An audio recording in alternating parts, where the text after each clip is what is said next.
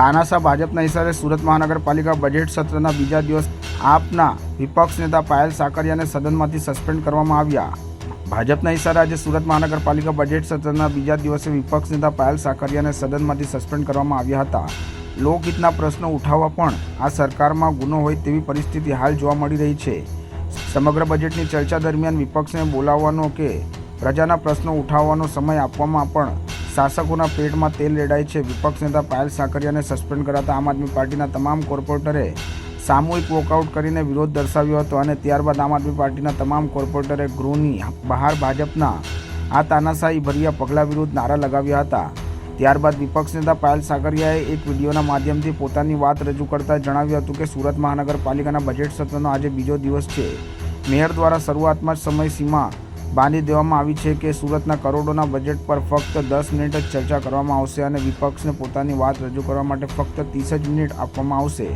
પરંતુ જ્યારે અમે અગાઉના પ્રોજેક્ટ અધૂરા અને લોલીપોપ સમાન લોભામણા પ્રોજેક્ટના નામ સાથે માહિતી રજૂ કરી ત્યારે આ માહિતીને તેઓ સાંભળી શક્યા નહીં। આ સિવાય કૌભાંડોના કારણે ડબલ ભાવના ટેન્ડર પોતાના માનીતા લોકોને આપવાના કારણે અને વર્લ્ડ બેંકમાંથી મોટી લોન લેવાના કારણે સુરત મહાનગરપાલિકા દેવાળું ફૂંકી દે તેવી પરિસ્થિતિ છે। પ્રધાનમંત્રી અને મુખ્યમંત્રી વાહ કરવા માટે ગૃહ પાસે સમય છે, પરંતુ સુરત શહેરના કરોડો રૂપિયા ક્યાંથી આવશે અને ક્યાં જશે તે મુદ્દા પર ચર્ચા કરવા માટે તેમની પાસે સમય નથી, જેના કારણે મને અધૂરી વાતે બેસાડી દેવામાં આવી। આમ આદમી પાર્ટીને લાખો લોકોએ મત આપ્યા છે અને જ્યારે લોકોની સમસ્યાઓને લઈને અમે કમિશનર પાસે જઈએ છીએ તો કમિશનર પાસે અમારી વાત સાંભળવાનો કે ફોન ઉઠાવવાનો પણ સમય ન હતો। તેમના વર્તન અને નિષ્ફળ કામગીરી મુદ્દે અમે એક રિપોર્ટ તૈયાર કર્યો હતો। આ રિપોર્ટના કારણે કમિશનર અડધી સભા છોડીને જતા રહ્યા હતા। અમે આ બજેટનો અને ભાજપના શાસકોનો વિરોધ કરીએ છીએ। સુરત શહેરના લોકોના ટેક્સના પૈસાથી બજેટ બનાવવામાં આવે છે અને અમે અમારા વિસ્તાર અને સુરતના અલગ અલગ વિસ્તારને લઈને 1 મહિના અગાઉથી જ જરૂરી કામોની માંગણી કરી હતી કે જે બજેટમાં આવરી લેવામાં આવે, પરંતુ અમારા એક પણ સૂચનને ધ્યાનમાં લેવામાં આવ્યું નથી અને અમારા એક પણ કામને મંજૂર કરવામાં આવેલ નથી। કમિશનરના ખરાબ વ્યવહારના કારણે અમે તેમનો પણ વિરોધ કર્યો હતો, કારણ કે કમિશનર પાસે અમને સાંભળવાનો સમય નથી તો અમારી પાસે પણ કમિશનરને સાંભળવાનો સમય નથી, તેમ જણાવીને અમે ગૃહમાંથી વોકઆઉટ કર્યું હતું। નમસ્કાર, જય હિન્દ, જય ભારત। ગઈકાલથી સુરત મહાનગરપાલિકાનું બજેટ સત્ર ચાલુ હતું, આજે પણ બજેટ હતું।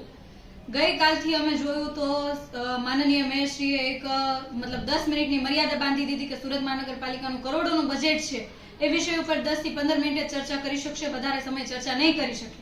સાથે સાથે આજે જ્યારે મને બોલવાની તક આપવામાં આવી ત્યારે પણ અગાઉ જ કહી દીધું કે ભાઈ અડધી કલાકની તક આપીશું અને ત્યારબાદ તમારે બેસી જવાનું। અને અમે લોકોએ જ્યારે સુરત મહાનગરપાલિકાના બજેટ વિશે ચર્ચા કરી, 1 વર્ષ દરમિયાન જેટલા પ્રોજેક્ટો મૂકાયા હતા, કેટલા પડતા મૂકી દેવાયા, અત્યાર સુધીના જેટલા પ્રોજેક્ટો હતા એ લોકોને ખાલી લોભાવવા માટેના હતા, એક લોલીપોપ સમાન હતા।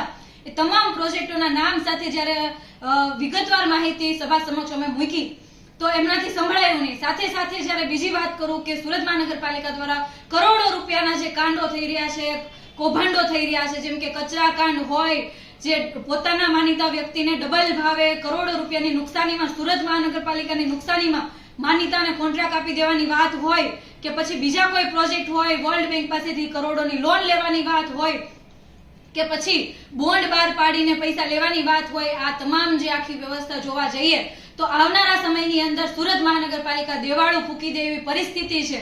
હાલની પરિસ્થિતિ પ્રમાણે જે રેવન્યુ ઇન્કમ છે અને એની સામેના ખર્ચા છે એમાં સૌથી વધારે ખર્ચ મહેકમનો છે। મહેકમનો ખર્ચ 51% અત્યારે ઓન પેપર બતાવે છે ને હાલની પરિસ્થિતિમાં મહેકમ પૂરતું નથી। એની ઘટ આંકડાકીય માહિતી સાથે જ્યારે સભા સમક્ષ રજૂ કરી તો અમુક સભ્યો દ્વારા એવું કહેવામાં આવ્યું કે ભાઈ તમે આનું સોલ્યુશન આપો, XYZ, અને કોઈ પણ વાત સાંભળવા તૈયાર નહોતા।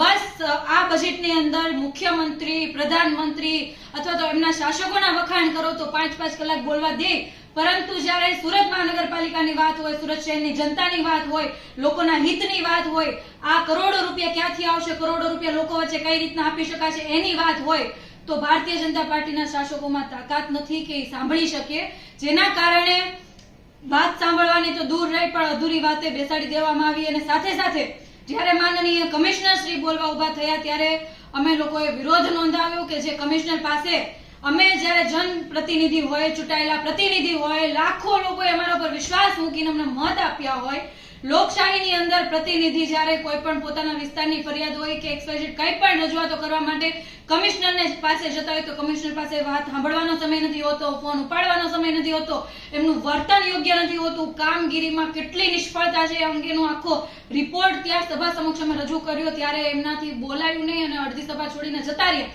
પછી જ્યારે બોલવા આવ્યા ત્યારે અમે એટલી જ ખાલી વાત કરી કે શાસકોનો તો અમે વિરોધ કરીએ છીએ, આ બજેટનો પણ સખત વિરોધ કરીએ છીએ, સખત શબ્દોમાં વખોડીએ છીએ, કારણ કે સુરત મહાનગરપાલિકાએ તમામ પ્રતિનિધિઓ તમામ લોકોથી અને તમામ લોકો જે પૈસા આપે છે એનાથી ચાલતી જે સુરત મહાનગરપાલિકા હોય ત્યારે આમ આદમી પાર્ટીના કોર્પોરેટરોએ બધાએ પોતપોતાના વિસ્તાર અને સુરત મહાનગરપાલિકાના અલગ અલગ પ્રોજેક્ટો અને અલગ અલગ કામોને સૂચન બજેટમાં 1 મહિના અગાઉ આપી દીધા હતા કે એટલા કામોને આ બજેટની અંદર આવરી લેવામાં આવે, પરંતુ બજેટમાં એક પણ કામનો સમાવેશ નહીં કરવામાં આવ્યો. સાથે સાથે એની જે ત્રુટીઓ હતી તો એમનો પણ યોગ્ય જવાબ નહીં આપવામાં આવ્યો. અમે જે સુધારા માંગેલા સુધારો પણ નહીં આપવામાં આવ્યો, જે કારણસર અમે લોકોએ આ બજેટને સખત શબ્દોમાં વખોડ્યો અને આ બજેટનો વિરોધ કર્યો.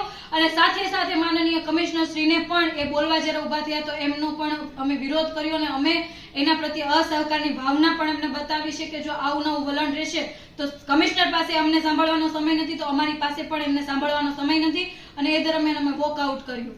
જય હિન્દ, જય ભારત.